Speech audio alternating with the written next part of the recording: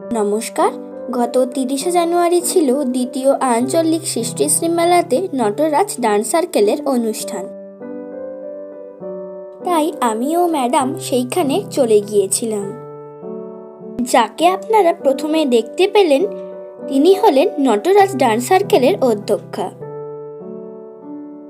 মেলায় ঢুকে মেলাটা একটু ঘুরে দেখছিলাম।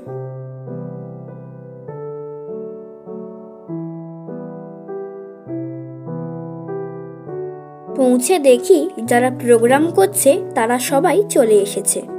অনুষ্ঠান শুরু হতে তখনও কিছুটা সময় বাকি ছিল, তাই সবার সাথে ফটো তুলে নিলাম।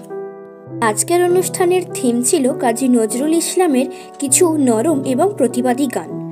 গানগুলির মধ্যে ছিল শুকনো পাতার নুপুর পায়, খেলিছে জলদেবী, মোরা ঝঞ্ঝার মতো উদ্যম, আর ছিল কারারই লৌহ কপাট।